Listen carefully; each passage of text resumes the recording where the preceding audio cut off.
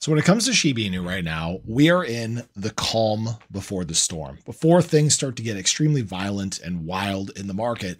And there's been a lot of data that we've talked about supporting this, but I think activity is one of the biggest things you can reference because there's a huge correlation between activity and volatility in the market.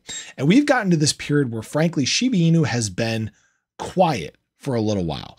We've gone from our huge surge in March that everybody saw, right, that everybody was excited about. And we've gone on this big retracement down where activity has lessened and lessened and lessened. I'll try to make this bigger for you guys, but we've gotten down to this point where we're very flat in terms of activity. In fact, as of July 24th, SHIB has only 21,799 active addresses. These are addresses that are actually active with Shiba Inu. This is out of our 1.4 million holders. So very small amount of people.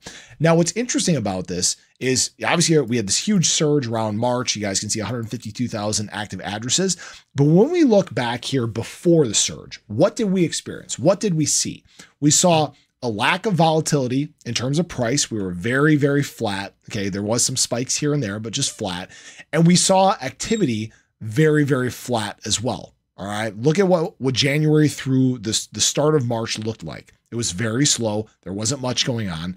And that's what we experienced with SHIB back here. I keep referencing this time frame from early in the year because that is, I think, the most significant reference point we have to what is about to come. All right, as always, again, this is not financial advice. This is not a guarantee.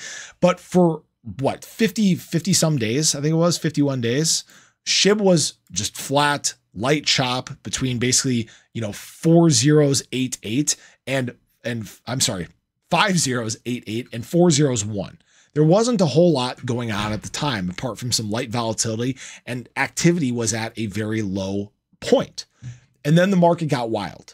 You need to get to these periods where you see flatness, where you've seen the redistribution take place, where you've gotten to this point where you're left with long-term holders, people that have the long-term vision. Obviously, we've had some spikes here and there in terms of price. We had the drop on July 4th. We had the subsequent spike following that with overall surge in the market, very exciting times. But for the most part, we're on trend to just be kind of sideways until this moment where the market breaks, where excitement picks up, where people become more active. That is what we're waiting for. Activity creates volatility, and that is what causes you to breach some of your resistance levels. Breaching resistance creates FOMO. FOMO creates surges to new levels. All right.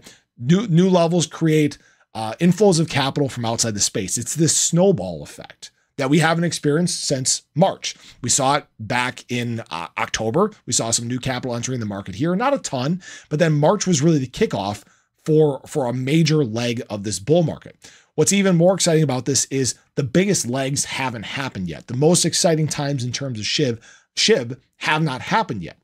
So that's what I wanted to share with you guys. Don't be confused by this sideways trading, this lull, this lack of activity right now, because there comes a point where it flips and everything gets exciting again. So I appreciate you guys. I hope you guys enjoyed the video. Let me know your thoughts below, but have a great day. I'll catch you guys in the next one. Take care.